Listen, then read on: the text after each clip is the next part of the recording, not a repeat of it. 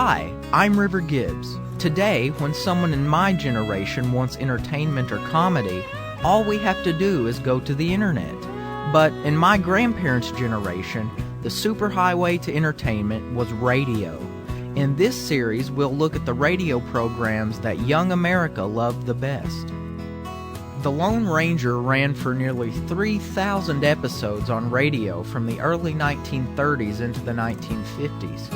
Its theme, the William Tell Overture, is now forever linked with the tales of the Old West. The entire run of the series was produced in the studios of station WXYZ in Detroit. Two other classic shows also came from that station, The Green Hornet and The Challenge of the Yukon. The first Lone Ranger episodes were aired in 1933. There were several actors who played the Masked Man over the years, but possibly the best remembered was Brace Beamer, who was the Ranger for 13 years after the death in a car wreck of actor Earl Gracer. Beamer did some of the best Ranger shows working with golden-voiced announcer Fred Foy, who joined the show after the Second World War. Now, let's hear the Lone Ranger.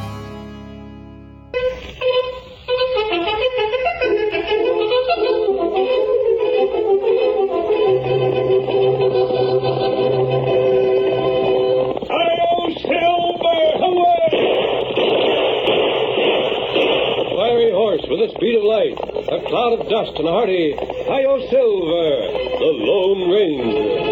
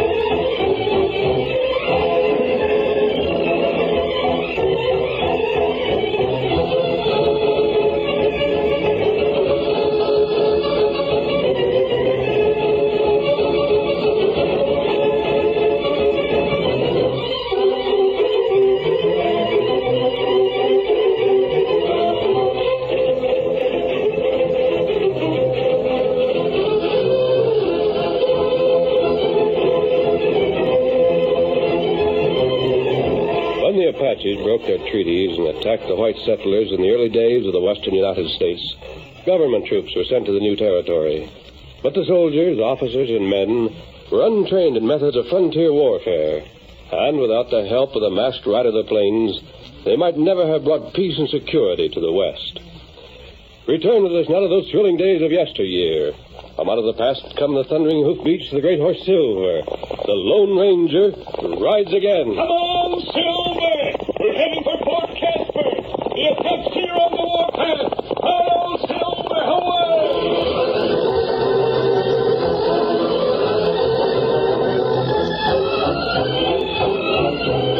Major Davis, the commander of Fort Casper, had been wounded during an Apache attack on the post. He lay propped up in his bed, a bandage circling his head and covering his eyes. Standing beside him were his daughter, Ellen, and the post surgeon, Dr. Parrish. If you'll turn the lamp a little further down, Ellen. Yes, Doctor. Parrish, what is all this nonsense? You're just trying to frighten me with your confounded hocus-pocus. Take this bandage off before I do it myself. Easy now, Major, easy. Please, Father, don't be so impatient. From the fuss you two are making, you'd think something was really wrong with me. Let's get this over with. I have work to do. I'm going to uncover your eyes, Major. The light had better not be too strong. Why shouldn't it be? What's wrong with my eyes? Nothing, I hope. Dr. Parrish, you don't think his eyes... I'll know nothing, Ellen, until the bandage is taken away. All I know at present is that your father received a very serious wound. Fiddlesticks. A wound, Major, that may have affected your eyes. Parrish, you're an old lady. Take this bandage off before I put you under arrest for disobeying orders. If I had the skill, I'd amputate your temper. Yeah. All right now, hold still. and try to obey my orders for once. Keep your eyes closed. Don't open them until I tell you you can. And then, very slowly. Get on with it. And can I do anything, Doctor? One moment. There. All right. You can lay this bandage on the table behind you there. You're keeping your eyes closed, Major? They're closed, confound it. Now open them. Slowly. Blasted foolishness. Any pain? Of course not. Then you can open them full. Ellen, Yes, Father? Harry's told you to turn the lamp down. He didn't say to put it out. Out? But it's not. There's a light, Major. Nonsense. Father? Harry's, what's the meaning of this? If the lamp slipped, why can't I see it? Well, why is everything as black as pitch? Why? I was afraid of this. I can't see a thing. I can't see a thing. Oh, no. Paris, I'm not blind. I can't be. I'm sorry. Ellen, stop that sniveling. I won't have it. I can't help it. Stop it, I say. Yes, Father. Paris, Yes? is there any hope? Anything you can do? I've done everything in my power, Major. I can do no more. Can anyone? Sir, I believe you wish the truth. Naturally. Then I must tell you, no one can help you. I was almost certain your sight was gone when I first saw your wound. I said nothing then because sometimes miracles do happen. Sure. I'll call Captain Faust. I'll see what... Ellen, But Doctor... come back here. Yes? You'll say nothing to anyone about this until you have my permission. Is it understood? But won't Captain Faust take You you? mean won't Captain Faust assume command of this post now that this has happened? I can tell you he'll do nothing of the kind. Isn't this rather irregular, Major?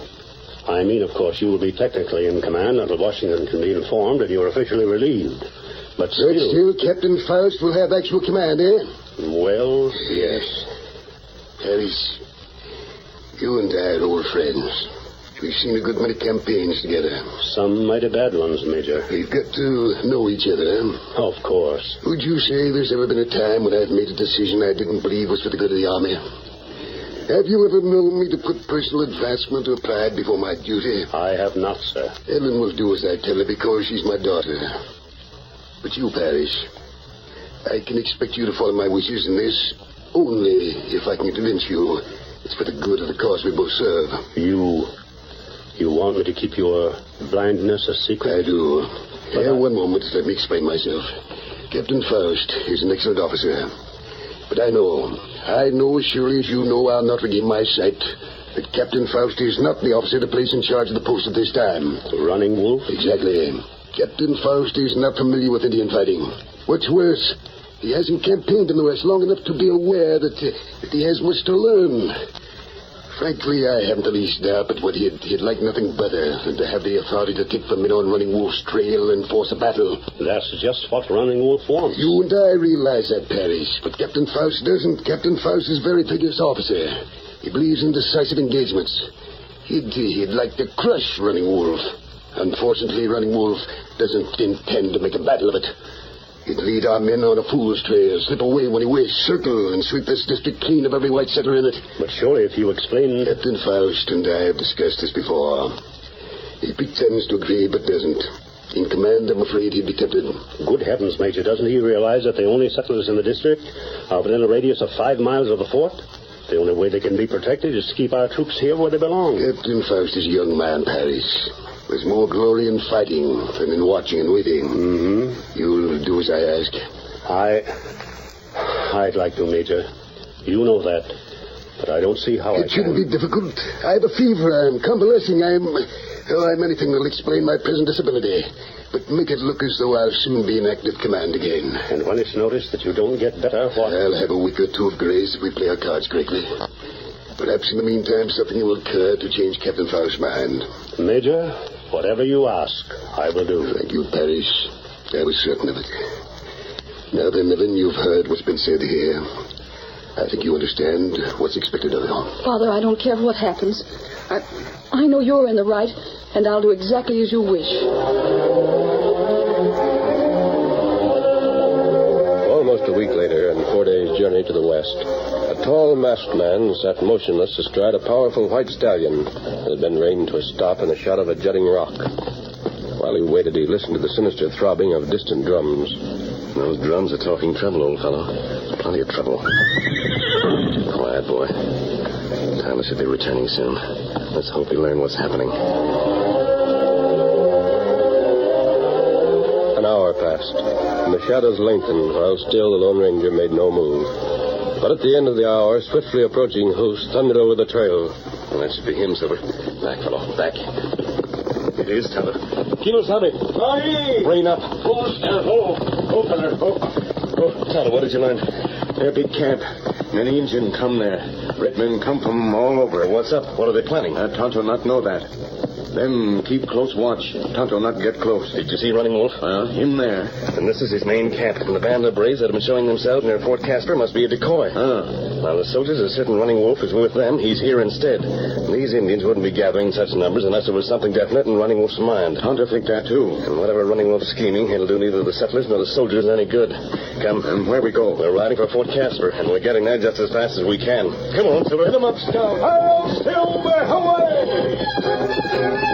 At Fort Casper, Major Davis had kept to his quarters. His interviews with the officers were carried on in a darkened room, and then only when absolutely necessary. Even Captain Faust, second in command, found it hard to gain admittance.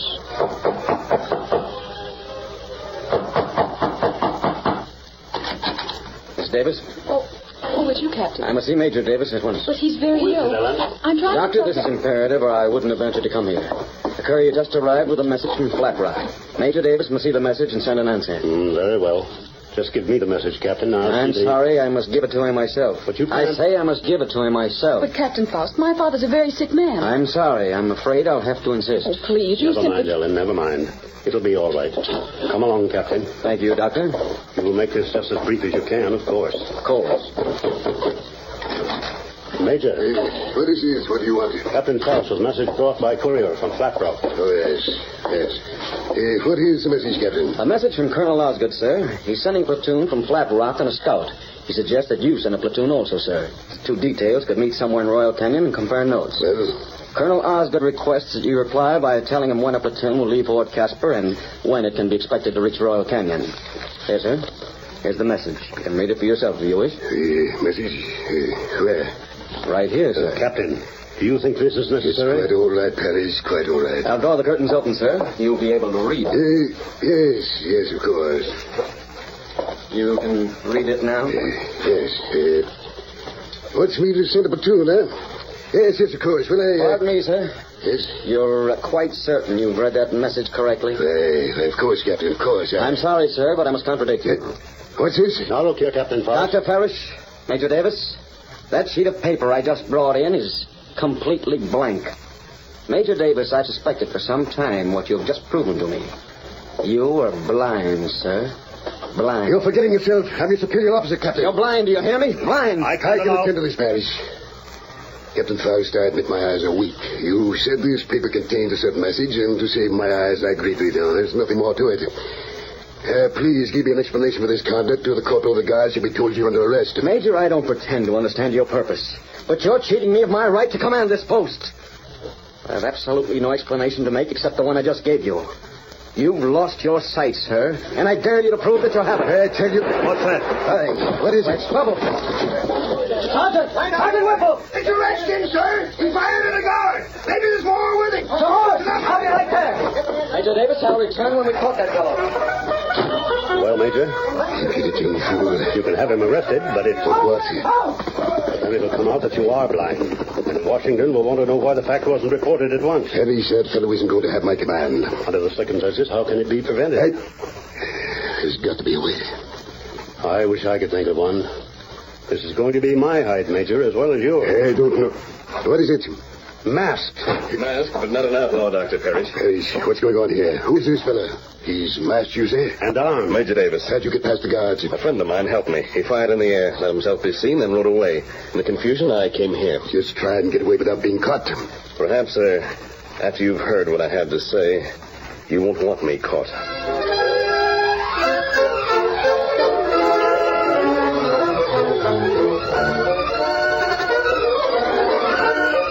The curtain falls on the first act of our Lone Ranger story. Before the next exciting scenes, Please permit us to pause for just a few moments.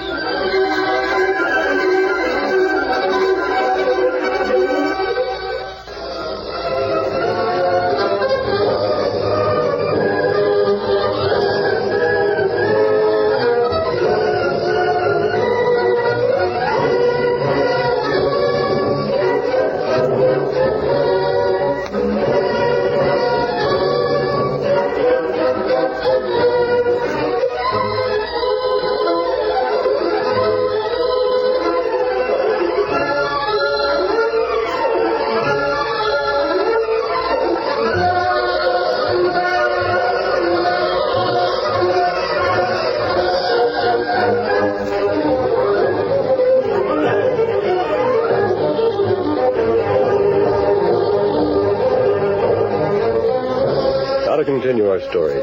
While Tonto drew the attention of the troopers at Fort Casper, the Lone Ranger made his way to the quarters of Major Davis. There, he silenced the protests of the Major and the post surgeon, Dr. Parrish. Both of you can talk later if there's time. Now you're going to listen to me. Why did you come here? To warn Major Davis that the Indians are assembling in the hills. Running Wolf is making ready for an attack. Where is he? A 4 days ride from here. You're mistaken. We have proof that he's no further than the hills to the north. Which is exactly what he wishes you to believe. He's placed a small band there to mislead you. Major, you said yourself you suspected something of the sort. Who are you? Why should we believe you? I tell no one my name. Then why... But you may have heard of me nevertheless. I ride a white horse. A white horse I've named Silver. The Lone Ranger. Now, will you accept my word? If you are the Lone Ranger, yes. Major Davis, you're badly in need of help. How did you know that? I've heard of the wound you received, Major. Before I came here, I heard certain talk in the vicinity. And since I entered this room, I've discovered for certain that talk is correct. You've lost your sight. No such thing as... There's no need to pretend with me. There's been talk, but no certainty. If you wish me to keep silent, I shall. You said you could help. First, tell me why Major Davis doesn't want his blindness known. No, I may as well tell him, Parrish. He might be able to help. It's up to you to decide, of course, Major. Well? It's simple enough, sir. My second in command is Captain Faust. A good officer, but an officer unused to the West and the ways of Indians. I've tried to avoid turning my authority over to him. I know what he wishes to do. I'm afraid authority in his hands would lead to disaster. I see. He wishes to take the troops and hunt Running Wolf out. I believe the troops should remain in the fort. There's something you've forgotten, Major. Forgotten? It's sometimes good tactics to let the enemy think you've taken the bait offered you. As long as you know it's bait and stay clear of the trap, you're safe. I don't understand. Running Wolf obviously wants his soldiers to leave the fort. Why not let them leave and see what happens? I know what would happen. The minute they were beyond recall, he'd strike. But if your troops could be brought back to meet him when he strikes? Yes. There's something to that. If you look at it clearly, you have no choice. And what happens if you oppose Captain Faust? He'll call for a showdown. It'll be definitely established that you're disabled. And he'll be within his rights to assume active command. Captain Faust has already called for a showdown. And why grant it to him? Turn over the command to him, Major. But do so without openly admitting your disability. And if I do? I think I can find a way to turn the situation to your advantage. And your plan? I'll tell you after I've seen a friend. But wait a minute, eh? I have no time. Captain Faust will be returning. You haven't You'll see me again.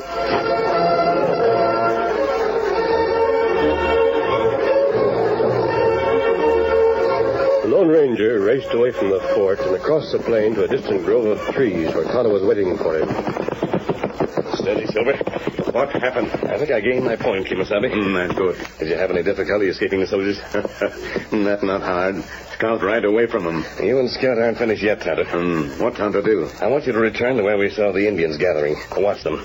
When they move out on the warpath, send me the smoke signals we've used before. Time to do it. In the meantime, I'm remaining near the fort. I've got an idea it won't be long until the troops ride out in force. And when they do, I'm calling on Major Davis again. Major Davis is finished. The wound he got has permanently disabled him. That's plenty bad. But just once more before he retires, Kimasabi, he's going to lead a squadron into battle. That's good. And when he does, it'll be the finish of Running Wolf.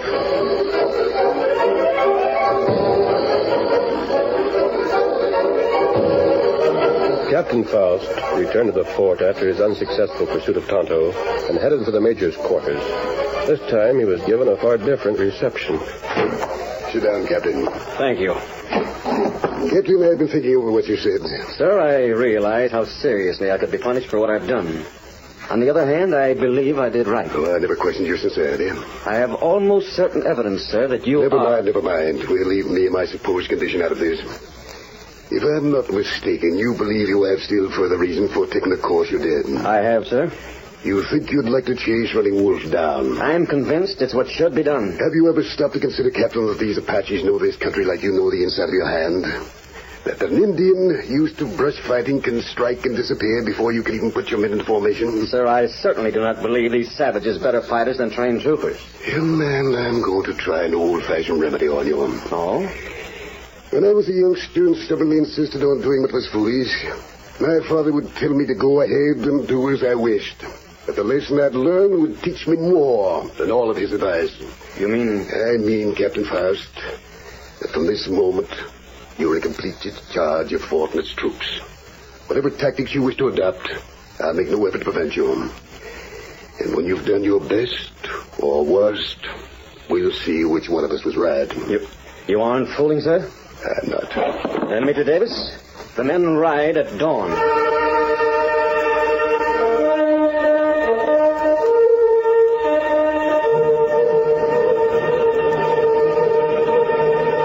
In the morning, the troopers were assembled, given their orders, and led to the gates of the fort. The post was quiet all day long, but that night... Hey, you!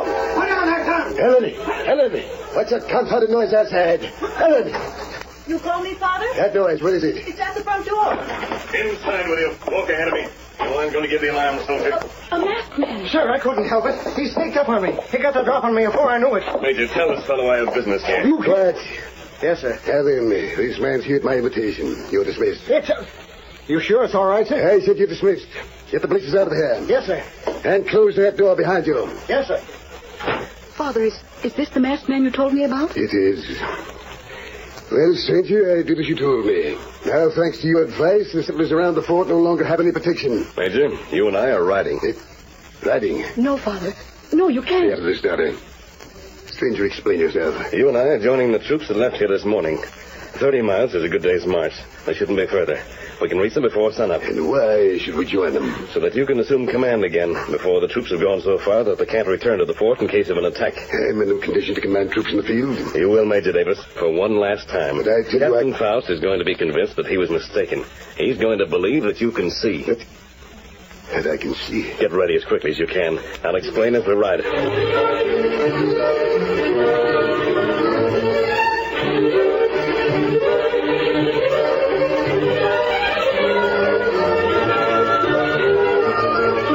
The masked man and Major Davis came within hailing distance of the soldiers' camp long before dawn. But they waited outside of the camp until the troopers had saddled.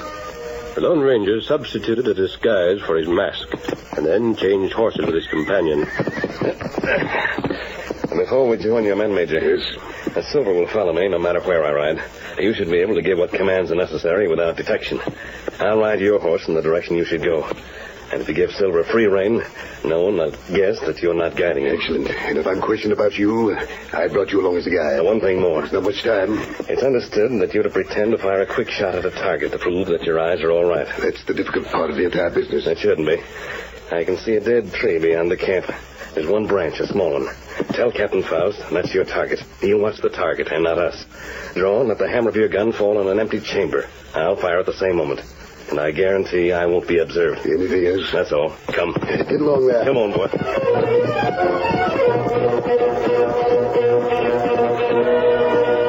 Silver, carrying Major Davis, followed the Lone Ranger. But it looked to the startled troopers as though the Major himself were guiding the great horse straight toward Captain Faust. Oh, there. Who there? Who? Major Davis, what's the meaning of this? Captain, I'm taking command. But you... If you have any doubt about my ability to do so, I believe you'll observe a dead tree yonder. But what... On that tree, there's one limb. Sir, what do you mean? I'll show you whether I've been disabled or not, Captain. Are you watching that branch closely? Of course, sir, but... Now then. You hit it. You're satisfied? So Perhaps sure. next time you won't be so confident. Major Davis, Yes? the signal, the smoke signal from Tonto. Running Wolf is leading his braves for the settlers. Very well, return at once. Captain Davis, you'll take your place at the head of your troop. Yes, sir. Hurry. Attention! Prepare to mount! Mount! 5 4s, trot! 5 4s, trot! 5 4s, trot! 5 4s, trot! Forward! Ho! Come on, boy.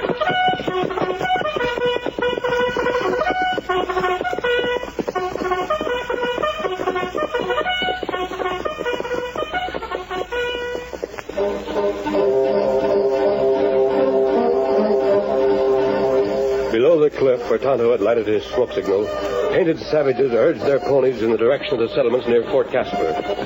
When the clustered dwellings came into sight, they broke into shrill, piercing yells. Then, beating their heels against their ponies' lean flanks, they swept down upon their quarry.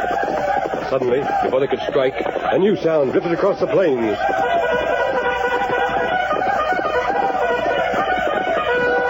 From nowhere, seemingly, a desperately charging squadron raced toward Running Wolf's bewildered braves.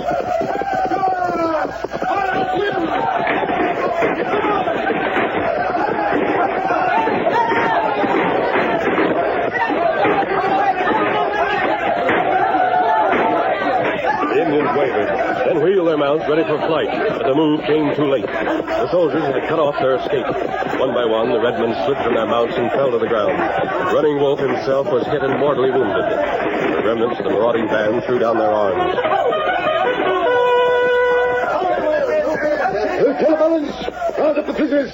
Lieutenant Hartley, see you wounded. The work is done, Major. Because I trusted you long, Major. We can change mounts now. I never rode a horse half as powerful as yours before. You'll never find a finer horse anywhere, Major. I think Captain Faust wishes to speak to you. He's riding this way. I rather expected him. Major? Yes, Captain. I'm ready, sir. What's that? Ready, you say? Whatever for? I was insubordinate, sir, and worse, a fool. Well, Captain, you can't hardly claim to be the first man to be a fool. I don't know what made me think you'd lost your sight, sir. Captain Faust, I'll tell you a secret. I can't see too much is beyond my nose. What? You said I was blind. I am blind. Blind? Impossible, sir. You're joking. Believe me, Captain, I'm not. However... Yes? If you can forget that I tried to keep the truth from you, perhaps I can forget that matter of insubordination. But I don't understand. You led the charge. I don't see how you could... Captain Faust, the explanation can wait. But don't give me credit for what's happened here. It belongs to that fellow riding away, the Lone Ranger.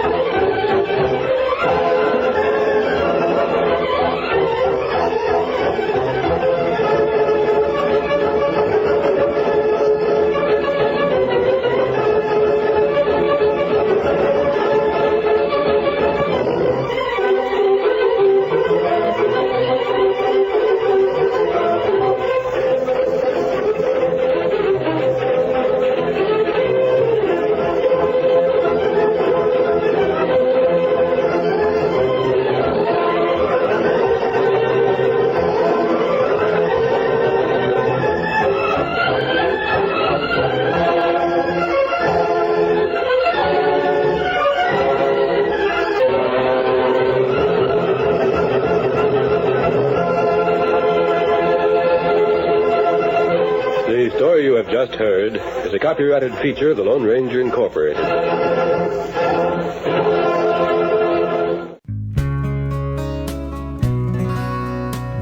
We're halfway through this episode of the radio shows Young America Loved the Best. Now our second show.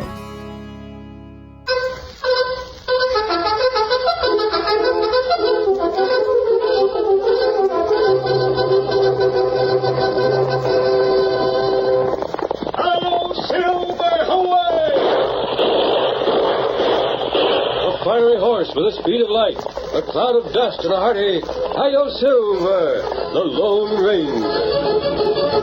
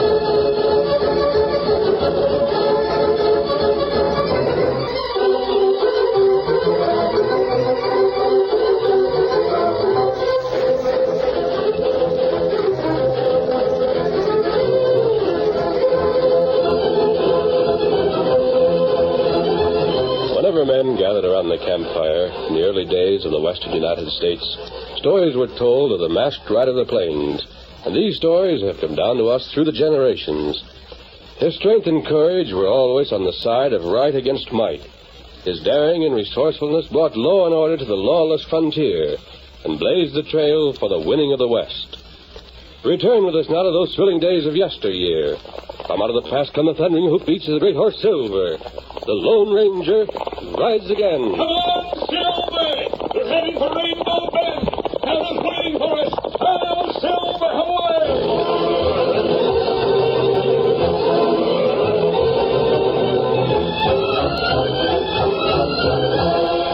Sam Birdwell ran the only store in Rainbow Bend. It was the only store in over 400 square miles of rangeland, and every settler and rancher bought supplies there with one exception. Sam Birdwell had never sold any groceries or supplies to Dirk Kincaid, the man who owned the biggest spread in the section. But one day... Sam, look who's coming into the store. Yeah, I see him tie up to the hitching rail. It's Kincaid. Kincaid and his foreman Gonzalez. You better get him back, Deborah. They're coming in. Remember, Sam, he's the biggest rancher around these parts. If he wants anything, you sell it. You get him back. Dirk Kincaid yourself. Coming to my store. Howdy. Howdy. Birdwell, my name is... I know your name. Kincaid. My foreman here, Gonzalez, dropped around yesterday to buy some grub and supplies. He didn't get them. Oh, I got other customers. Yeah? Well, my lazy K ranchers are needed some grub, Savvy. Reckon you can sell? Well, I'm sort of out of a lot of food. Long trip to Los Angeles to get more. Yeah, that's what I'm figuring. So far, I've been doing my buying of Los Angeles. But like you say, it's a long travel. So I'm buying and you're selling. If I got what you want. You're bacon, ain't you? Gonzalez? Si, Senor Kincaid. That Fletcher bacon hanging yonder. Hustle it down and put it on this here counter. All right, Birdwell. Here's your knife. Slice that bacon up for me. Slice it? You heard me, Birdwell? I want it sliced. But the cook on your spread, he can do that. Senor Kincaid, I am handy with a knife. Very handy. You want I slice this? Gonzalez, you're always itching to use your knife. Put it away. I'm asking Birdwell. So? Pick up that knife, Birdwell, and be sure you slice it thin the way I like it. And, just in case, here's my six-shooter resting right on the counter. Now, start. How's that? Thinner, I tell you. All right. No, by gravy, I won't do it. Birdwell, pick up that knife. No, Kincaid, I ain't selling you nothing. Not a thing. I sell to most folks, but not to you. Pick up that knife and start slicing. No, you're an ornery scheming crook. You own the biggest spread this side of the High Sierras, but you rustle cattle, you steal horses. You're a poison-side whining rattler. Maybe other folks do what you order, but not me. Now get out. No man can talk to me like that. If you got a gun under that counter, reach for it. I'm going to blast you to... Do not shoot. Fucking something...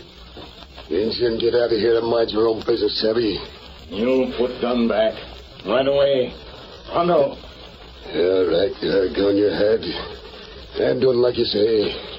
Good for you, me come in store, huh? Yeah, Injun, only I... Look out, Gonzalez has a knife. The next time I draw my gun, the bullet may not hit your knife. Fastest draw I ever seen. Mister, you saved the Injun for sure. Sure, you're hopping out with outlaws, eh, Birdwell? Tonto and I never saw Birdwell before, and he never saw us. We came here for supplies, but we heard enough outside. Kincaid, are those your horses at the hitching rail? Suppose they are. The door's still open. You and your foreman can make tracks right now. Looky here, Mr. You heard me. On your way. Come on, Gonzalez. I'm going. What I said still goes, Birdwell. You won't sell grub or supplies for Lazy K, huh? Well, you're stacking up trouble for yourself, a heap of trouble. And it won't be long in coming. Adios. I reckon I'm a plummager, mister. Kincaid sure means what he says. Now I've got you in trouble, too. Tonto and I are used to trouble, Birdwell. We were glad to help. Sam, are you all right? Sure, Deborah, sure. I was out and back taking a walk. I was so nervous I couldn't stay in the back room. And then I heard that shot. What did Kincaid try to do? He tried to do plenty, Deborah. You sure you ain't hurt? I said he tried. Only the masked man and the Indian stopped him cold. Masked man and Indian? Who are you talking about? These two gents right here. Well, I'll be hogtied. They're gone. I don't even know their names. I'd sure like to have them on my side. Kincaid wasn't fooling when he said there'd be trouble. Harold Silver, Senor Kincaid, almost here back to the Lazy K Ranch. All the way from town, you're saying nothing. I've been figuring out what to do, Gonzales. When I get it all shit now, as soon as we get to the ranch house, get some of the boys, savvy? Yeah? They're riding to every spread around here, to every rancher and suffering townsman, to every single soul who buys from Birdwell.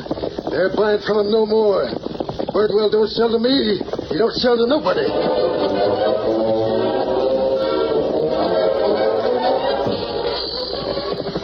Hey, you rich man. I got message from Senor Kincaid. He said nobody trade with Birdwell. Huh? Nobody, sorry. You stop trade with Birdwell pronto, Richmond. Or Kincaid, you don't like it. Much better you do like Kincaid tell you, eh? Remember.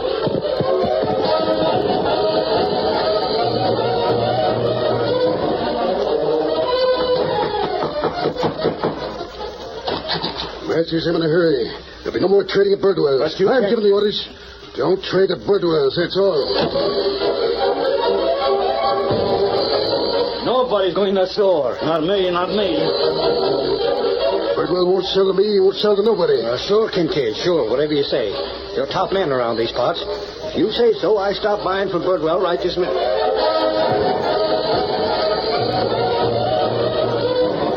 There's Carney. Carney! Hey, Carney, rein up a second, will you? Howdy, Birdwell. Birdwell. You get mighty offish all of a sudden. You always used to call me Sam. Well, Why don't you drop in the store for a minute? Can't. That is, I'm in an all-fired hurry. I didn't notice that. Your horse was just ambling along. Well, I am. Oh. Say, need a new vest, Carney? I just got in the supply of the fanciest you ever seed. Real antelope and stitched with red beads from back east. Nope, don't need nothing. Besides, you gotta get going. Carney, what's ailing everybody? Yeah, let go of that rein, will you? Carney, I'm asking you. What's wrong? Why ain't nobody been in my store? Why ain't you been in? Well, you ought to know why, Sam. I've been told it'd be healthier not to. You mean Kincaid, don't you? I'd rather not mention any names. Don't have to. I suspicioned it. But I thought you fellas had more gumption. Kincaid's a tough army to rile, Sam. He's one man, ain't he? You and all the rest put together could stand up against him. Carney, you know what kind of skunk he is. I gotta travel. I did what any man with backbone would do. I counted on you fellas to keep trading with me. Leave go of the reins, Sam. Nobody knows better than you that Kincaid's a coyote. He handles his guns too good for argument. Leave go of the reins, Sam. Carney! Carney! It ain't no use yelling. Kincaid's got him scared to a frazzle. Every last one of them. I gotta do something. I gotta.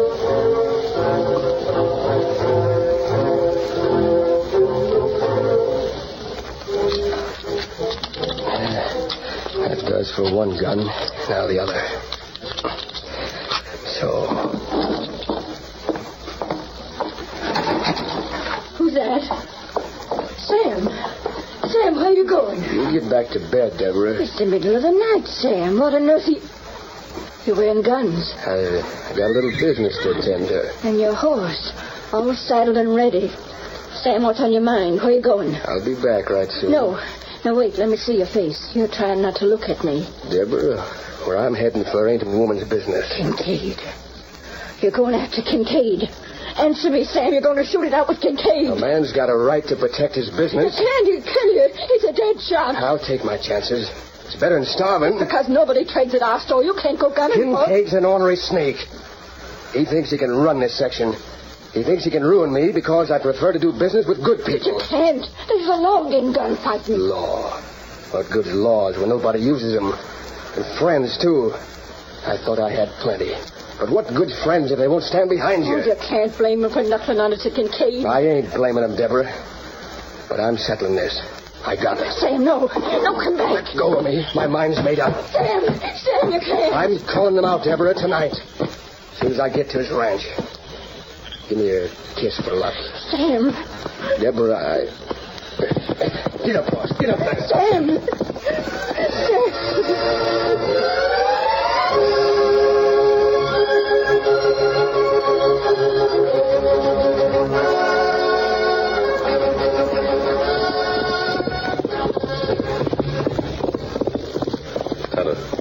see that?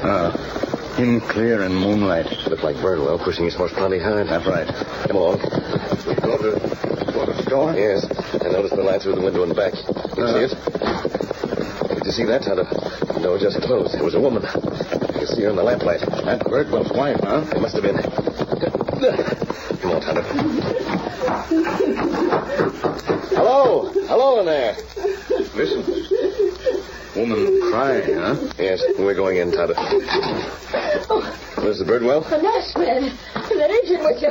Move one step closer now. Pull this trigger. Tonto and I are your husband's friends. Oh, we help? The masked man. Yeah. Sam did say something about it. Well, you helped him before, but you can't. We saw your husband making tracks. Where's he going? I tried to stop him. Kincaid will kill him. Kincaid? Is that where he's heading? Sam was going plumb loco, seeing how Kincaid made everybody stop trading here. Sam took his guns. He's going to call Kincaid out. Tonto, look after Mrs. Birdwell. Let me do it. Masked man, where you going? I'm going after your husband. Here's Silver. You mean it, masked man. You go after him. Come on, Silver, come on. Him go after him. He's got to get there in time. He's got to. Him go plenty fast. Hi-yo, Silver, away!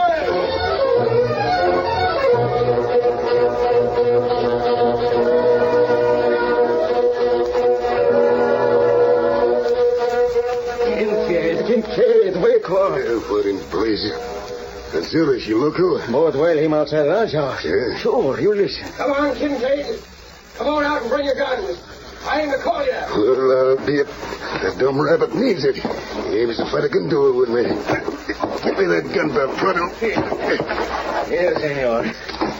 You fix him good, eh? That Silver's I can outshoot Birdwell from here to breakfast. When I get through out there, he'll be face down in the dust, ready for a gravestone. Come on.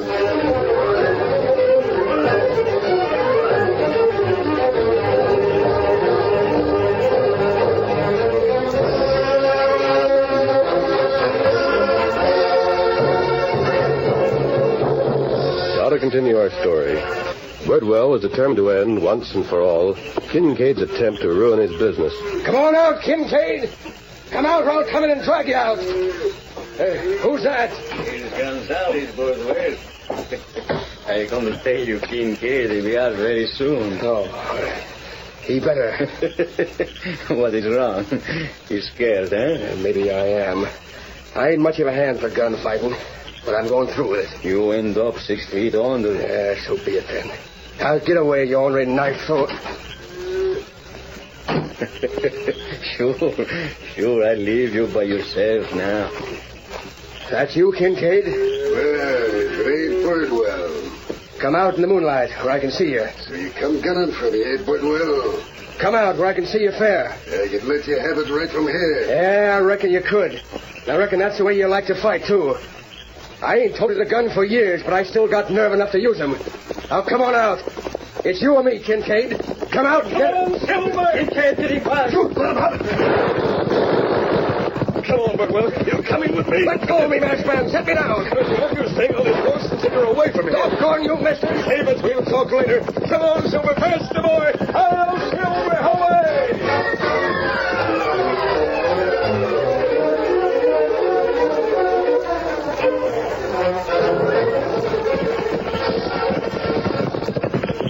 Well, this is far enough. We'll talk here, Birdwell. Ain't no good stopping me, masked man. I'll go back there as soon as I can. I gotta face out Kincaid once and for all. If I hadn't come along, you'd have been killed. It would have been a fair fight. It would not. Huh? I saw the flash of Kincaid's guns as I rode up. He had them drawn. He was ready to shoot. You mean he Yes, was... from the porch before you could see him. He had no intentions of giving you the slightest chance. Why, that low-down polecat, I ought to... Besides, Birdwell, he wouldn't stand a chance against a gunfighter like Kincaid, even face-to-face with an equal draw. Yeah, I knew that. But thunderation, mister, a man's got his pride. Kincaid's ruined me, and I can't take it lying down. You still have your friends? Friends? What good are friends when they don't stand by you? There ain't one of them dares to come into my store. I'm not so sure of that, Birdwell. It's true. Not one of them dared stand up against Kincaid's orders. Sometimes it takes people a long time to act. Yeah, too long, masked man. Too long. Sometimes it isn't until someone is gone that his friends realize they should have helped. Masked man, the way you said that, like you had some kind of plan up your sleeve. Would you be willing to do as I tell you? Mister, you saved me twice. I reckon I'll do anything you say. All right. I'm riding back to Rainbow Bend, but you'll stay here. What? Well, I don't savvy. You will, Birdwell. Now listen.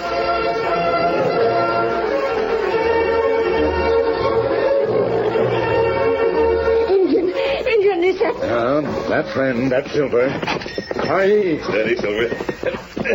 I got there in time, Kemosabe. Mr. was my husband. Where's Sam? His horse come back, but the saddle was empty. Your husband is unharmed, Mrs. Birdwell. I left him up in the hills for the time being. What? Kincaid was going to shoot him without giving your husband a chance to reach his guns. He could have done... Mister, if Sam ain't hurt, why didn't he come back here? I have a plan to help him. That's part of the plan. Mister, you ain't lying to me. Sam ain't... Friend, always tell truth. Your husband isn't even scratched, Mrs. Birdwell. You've got to believe that.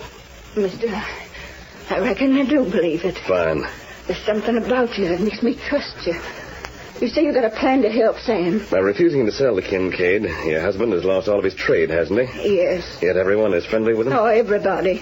If it weren't for Kincaid's orders, they'd still be buying. Very well, Mrs. Birdwell. I want you to hitch up your wagon. Huh? I want you to make the rounds of all your friends, the ones who are afraid to stand up against Kincaid. I want you to tell them your husband went to call on Kincaid, and he didn't come back. But, mister, if I say that, they'll think Sam's been done for. Yes, they will. They'll jump to that conclusion. But it'll take nigh on to 2 days to get to all of them. They're all spread out. Then take 2 days. Tonto can go with you. What about you, masked man? You coming along? With this mask? No, I'll stay here. I have some work to do. You call on everyone you can. Yes, masked man. Yes, and I'll tell him just what you told me to say.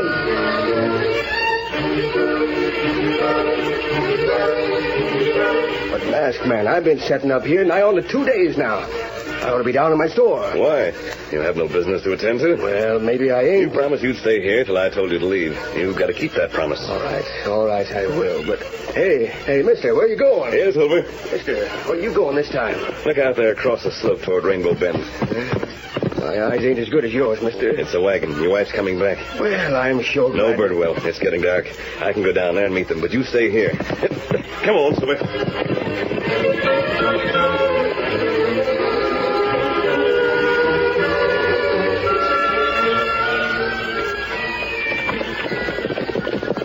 It's the masked man in Jadrina. Good friend. Oh, Kemosabe. Aye. Well, masked man, we've done it. Me and Tonto must have covered nigh under 70 miles, but we told them all. They're coming into Rainbow Bend? In the morning. It's just like you figured, mister. They all jumped to the conclusion that Sam was done for. I sure had a hard time not letting them know Sam was alive and well. He is, ain't he? He's fine. How did they take the news? Ask the Injun. They was plumb ashamed of themselves. That's right. You must be tired, Mrs. Birdwell. I'd like to see Sam. Now, you'll see him in the morning. Now, look up there into the twilight. You see that fire winking on the hill? Is that where Sam is? That's the camp. You sure those friends will be here? Positive, mister. Good. I brought Scott for you, Tonto. Time for us to make tracks. Me come. Now, you go home and get some sleep, Mrs. Birdwell. And in the morning, you lead all of Sam's friends up on that hill. Understand? I sure will, mister. Good night. Good night. Adios. What we do now, Kemosabe? I've been watching Kincaid's ranch every night, Tonto. Kincaid's been on the lookout for Birdwell. What's more, Kincaid believes I'm with Birdwell. He thinks the two of us are dangerous, and if we interfere with his rule of the district. Oh, Tonto's happy now. So far, I've made sure Kincaid or his men didn't see me. But this time, I'm making sure they do. Come on, Tonto. Get him up, Scout. Come on, Silver. On the trail.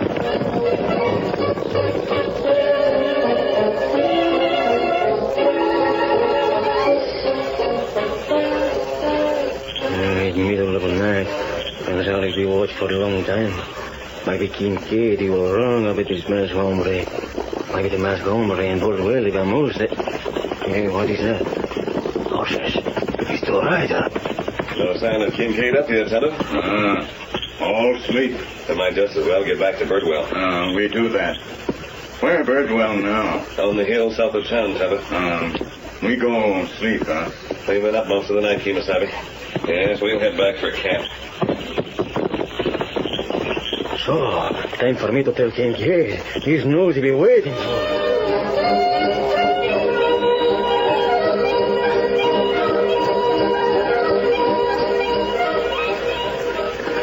Lighter, masked man. See him yet? We were close enough to Gonzales last night so he could hear Tonto and me talking, Birdwell. I'm sure Kincaid has been told. Ah. What is it, Tonto? Look, there. Off that way. Two riders crossing the ridge. I can't make him out at all. It's Kincaid and Gonzalez. It must be. They'll be here in about an hour. And that's right. There's no doubt what they plan to do. Dry gulch, eh? What else? All right, Tonto, on your way. You, Scout. Head down into Rainbow Bend. Get to Mrs. Birdwell and make sure she comes up here pronto. Me, Sammy. We'll make certain those friends come along, too. Hurry, Tonto. Me tell him. Get him up, Scout. Now, Birdwell, you know what our plan is? Yeah, masked man. If them hombres want to surprise this campfire, then... Then that's just what we'll let them do. It shouldn't take them long.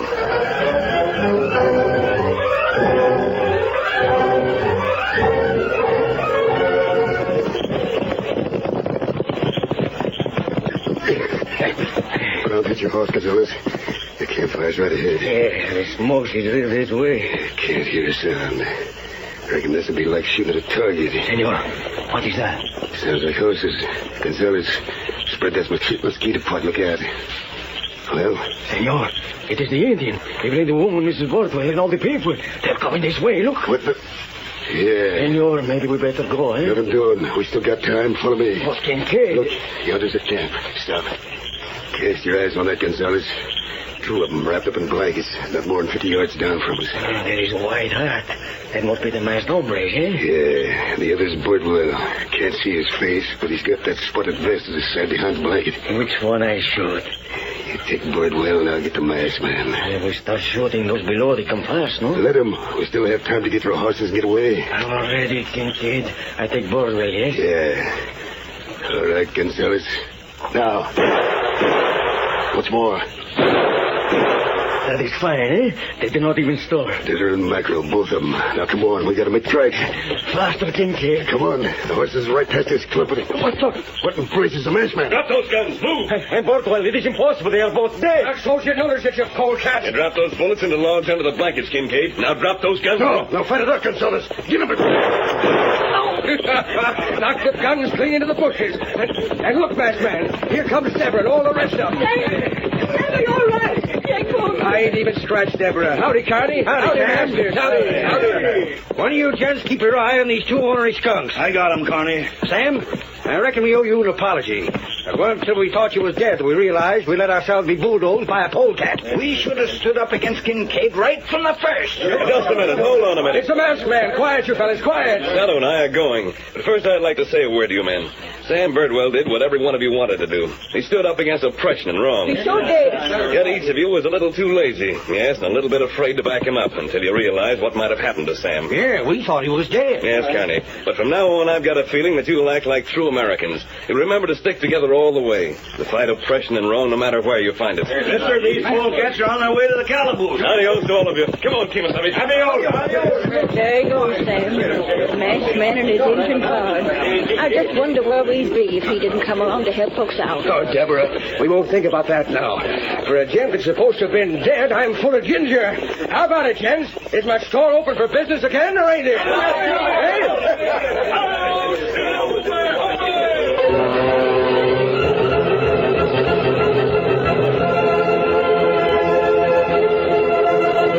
The story you have just heard is a copyrighted feature of the Lone Ranger Incorporated.